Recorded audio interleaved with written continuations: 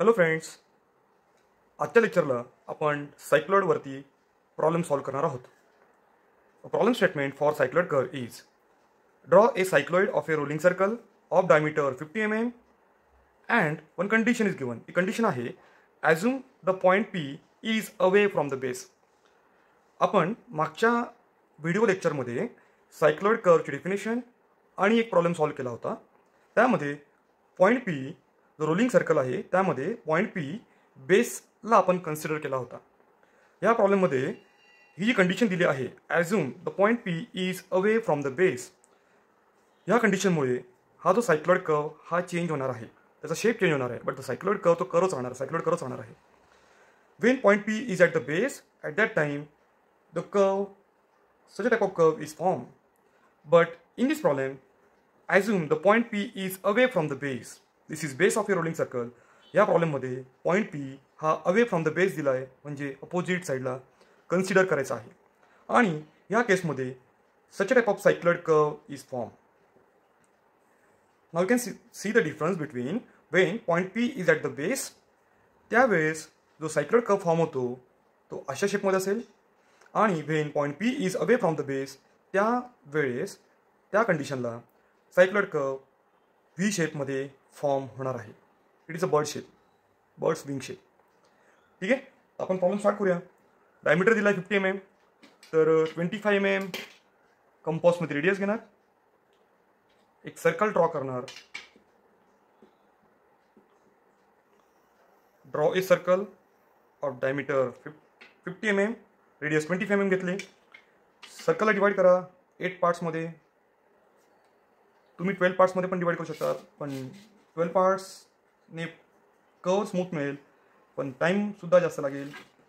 आता 360 divided by 8, तर तुम्हाला एक जो सेगमेंट मिळेल, सेक्टर मिळेल, तो 45 डिग्रीचा मिळेल. तर आपण 45 angle from left and right घेऊन आपण सर्कलला डिवाइड करून घेऊ. This is 45, this is 45. By using thin line, आता तुम्हाला थिन लाईनने सर्कलला डिवाइड करायचं आहे. Naming is very important in engineering curve. This is point P. Problem स्टेटमेंटमध्ये कंडिशन दिली आहे assume the point P is away from the base. हा बेस आहे, बेसपासून दूर, म्हणजे पॉईंट पी इथे असेल. Now with the naming, this is point 1, 2, 3, 4, 5, 6 and 7. From 4 पॉईंटपासून एक स्ट्रेट लाईन ड्रॉ करायची आहे, आणि स्ट्रेट लाईनचं डिस्टन्स असेल पाय डी, पेरिमीटर एवढं. तर पाय हा कॉन्स्टंट आहे into diameter, so pi into 50, तर आपल्याला आन्सर मिळतं 157 mm. You can do this calculation on your calculator. From point 4 पासून आपल्याला 15.7 वरती एक हॉरिझॉन्टल लाईन ड्रॉ करायची आहे. ह्या लाईनला पण आपल्याला 8 पार्ट्समध्ये डिवाइड करायचं आहे. त्यासाठी आपण फ्रॉम पॉईंट 4 एक 30 डिग्री अँगल मार्क करून घेऊ. तुम्ही 25 सुद्धा घेऊ शकता अँगल, 25, 35 घेऊ शकता, पण आपण 30 घेतलं इथे. So draw 30 degree angle. Compass घ्या, कंपॉसमध्ये सुटेबल डिस्टन्स घ्या, आणि ह्या 30 डिग्री अँगल लाईनचे 8 पार्ट्समध्ये डिवाइड करा. This is point part 1, 2, 3, 4, 5, 6, 7, this is 8. ठीक आहे. Next step is join the end points. हा जो एंड पॉईंट आहे आणि ह्या लाईनचा, पेरिमीटर लाईनचा एंड पॉईंट्स हा जॉईन करा. रोलरला रोल करून बेस लाईनला पॅरलल ड्रॉ करा. This is very simple method. ह्या मेथडने आपण लाईन डिवाइड करू शकतो.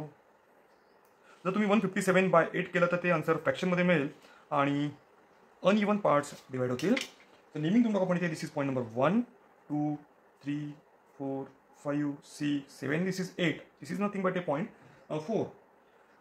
नाव कम्प्लीट ए रेक्टँगल. आपण रेक्टँगल कम्प्लीट करून घेऊ. पी पासून सुद्धा आपण पेरिमीटर डिस्टन्स मार्क करून घेऊ. From P draw the horizontal and from 8 draw the perpendicular. Extra line असेल तर इरेज करून घ्या. Now from 1 and 7 draw the horizontal line. From 2 and 6 also draw the horizontal line. 5 and 4 हे दोघं points overlap होत आहेत. आपल्याला एकच लाईन मिळेल. 5 and 3 ओव्हरलॅप होते, 2 and 6 ओव्हरलॅप होतोय, 1 and 7 ओव्हरलॅप होते, draw the horizontal line. Now the next step, from point 7, draw a vertical line up to the center line. From 6, draw a vertical line. Same procedure follow करा आणि vertical line draw करून घ्या 1 पासून vertical line. So this is a O. This is C1 center, C2, C3 center, C4, C5, C6, C7 and this is C8. हा rolling circle roll होता है without slipping in the forward direction आणि centre O पासून तर 8 पर्यंत centre change होणार आहे. Now take a compass. Next step is very important. Take a compass and take a radius distance to compass. Radius of this rolling circle is 25 mm. So radius आपण घेतलंय 25 mm. त्यानंतर C1 point P start होतोय इथून. You can आता बघू शकता point P start होतोय वरून away from the base. 25 mm compass में रेडियस घेतलेला आहे. C1 सेंटर घेतलेला आहे. You can see the horizontal line of 1. Horizontal line 1 आहे. So I can mark A arc on A 1 line here. So this is P1 point. Now maintain the same radius in your compass. Center change करा. C2 ला आता metallic pointer ठेवा compassचा आणि you can see this is point 2 and this is a horizontal line for 2. तर C2 वरती compassचा pointer ठेवला आहे आणि arc मार्क केला आहे 2 लाईन वरती with same 25 mm radius. Now center आपण चेंज करतोय. C2 वरून C3 वरती गेलो. 3 लाईन वरती आपण एक arc मार्क केला आहे.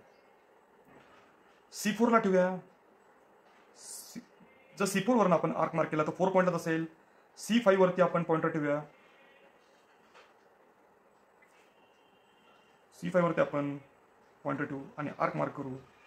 देन सेम डिस्टन्स C6 वरती आपण मेटलिक पॉइंटर ठेवला आणि हॉरिझॉन्टल 6 वरती आर्क मार्क केला. सेम डिस्टन्स C7 वरती मेटलिक पॉइंटर ठेवला आणि 7 वरती एक आर्क मार्क केला. दिस इज P7 पॉइंट आणि C8 ला ठेवलं तर सेंटर आपल्याला C8 सेंटर घेतला तर हा पॉइंट आपल्याला P8 मिळेल. This is point P again. Now can see here this is point P1, this is point P2, P3, P4, P5, P6, P7. This is point P. Now if you join all these points by using smooth curve, बघा P पासून चालू होतोय curve.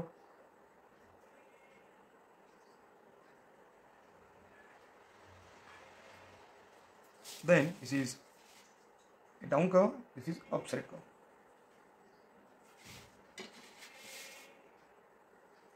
So this curve is called as cycloid curve.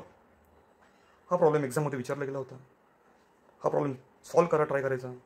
Thank you for watching this video. Happy learning.